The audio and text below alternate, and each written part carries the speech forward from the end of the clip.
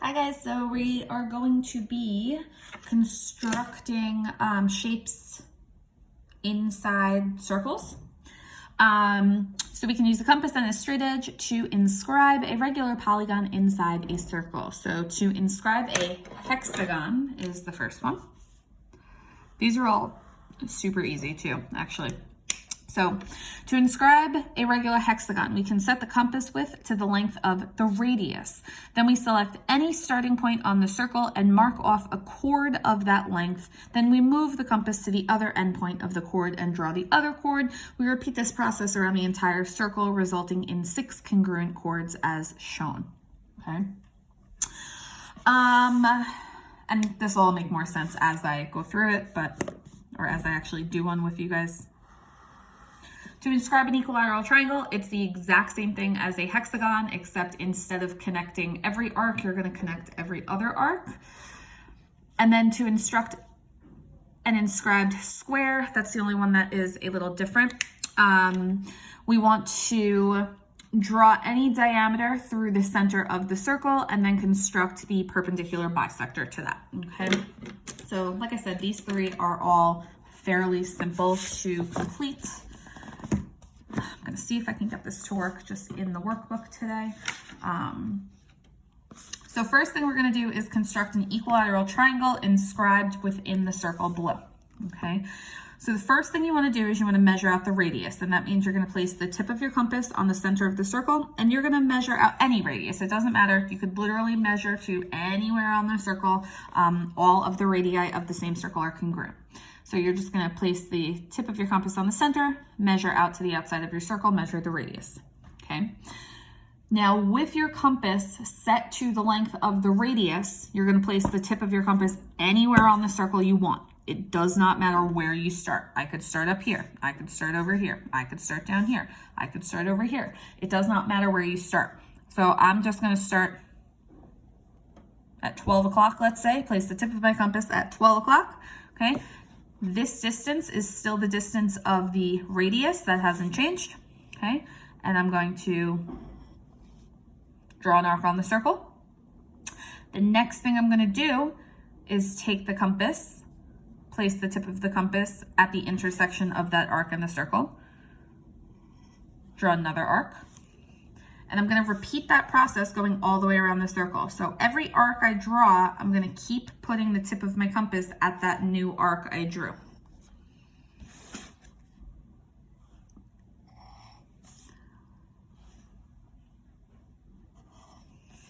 Okay, so when all is said and done, you should end up with something that looks like this. And all of these arcs will have the same distance of that radius. Okay. These are all the same distance apart from one another, okay? And then since this is a hexagon, okay, nope, we're doing an equilateral triangle. We're not doing a hexagon, okay? We are doing an equilateral triangle. So notice that we have 1, 2, 3, 4, 5, 6 arcs that got drawn. If we were doing a hexagon, okay, I would connect every single intersection point to make my hexagon. Because we're only doing an equilateral triangle, that means I need to connect 3 of them. And it does not matter, well, it does matter. It doesn't matter which 2 you start with, okay? Let's just say I start with this one here. I want to connect every other arc. So I'm going to connect the one I'm starting with. I'm going to skip the top one, connect it to this one. Okay, now if I'm here, I'm going to skip the next one, connect it to the bottom one.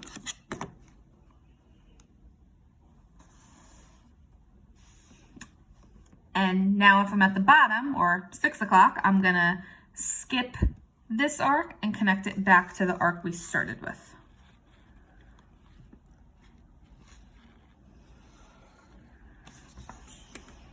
Okay, so I connected every other arc, and that's going to give me an equilateral triangle.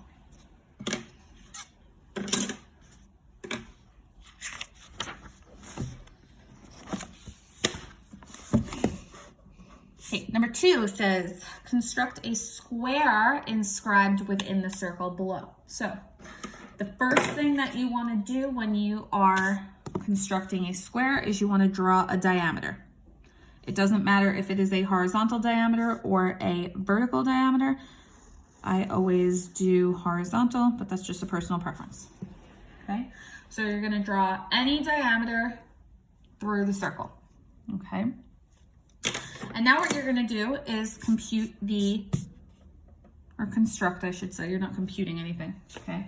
You're gonna construct the perpendicular bisector of the diameter. So remember, place the tip of your compass on one of the endpoints, and I wanna measure out a length that is more than halfway, okay? Swing a big arc. And now with that same distance, place the tip of my compass on the other endpoint. Swing another big arc.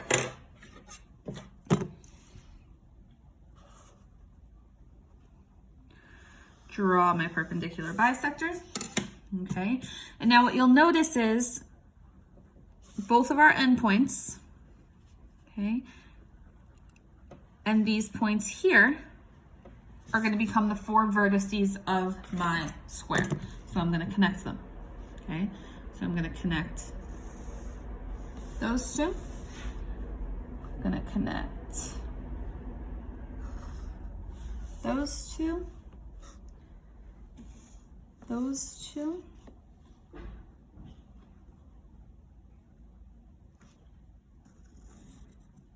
And those two, okay? And what you can see, hopefully,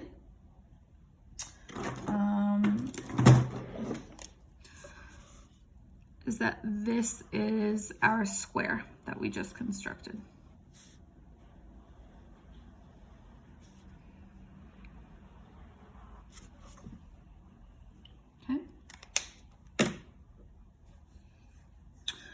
We're gonna skip number 3. We're not gonna be constructing octagons.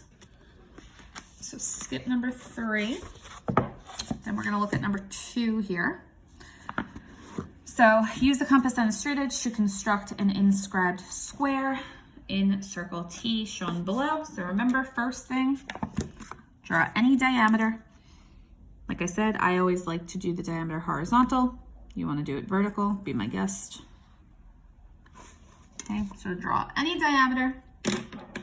And then I want to construct the perpendicular bisector of the diameter. So I'm going to place the tip of my compass on one of the endpoints. Measure out more than halfway. Swing an arc. Place the tip of my compass on the other endpoint. Swing another arc. And actually, I'm glad I did this one bigger because I want to point something out to you guys. So, here's my perpendicular bisector, okay? One thing I want to point out to you guys is that remember that we are constructing a square inside a circle, okay? Inside a circle. So the vertices of the square are not always going to be where your 2 arcs intersect. If that was the case, then I would have 2 vertices that were outside of the circle, okay? The 4 vertices of your circle are always going to be the end points of the 2 diameters that you've drawn, okay? This perpendicular bisector created a vertical diameter, okay? So the end points of your square are always going to be, sorry, this one's hard to connect because this book. So the endpoints of your square are always going to be where your diameters intersect your circle. Okay, like I said, if that was not the case, then you would have something that was not inscribed in the square, or in the circle, excuse me. And again, what you can see is that this is our square here, okay? So the endpoints are always on the circle, okay? Or I guess I should say vertices. Your vertices are always on the circle, never outside. If I made the vertices here, then the square would not be inside the circle, and in fact, it wouldn't be a square at all, okay? And then last one that we are gonna do together is number 4, which is a hexagon, Okay, so for a hexagon, first thing you want to do, place the tip of your compass on the center, measure out your radius. Okay, so place the tip of the compass on the center of the circle, measure out your radius. You can start anywhere on the circle now, it does not matter. I always, I don't know, start around 12 o'clock because why not? Keeps it consistent.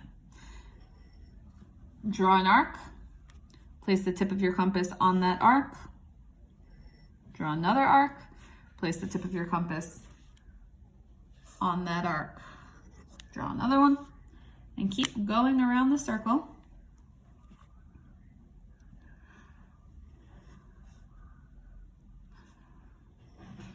until you get back to where you started.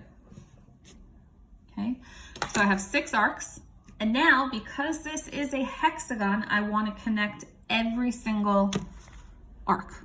Okay, so I'm going to take the first arc that I drew, connect it to the second arc that I drew. Take the second, connect it to the third. Take the third, connect it to the fourth, and so on and so forth.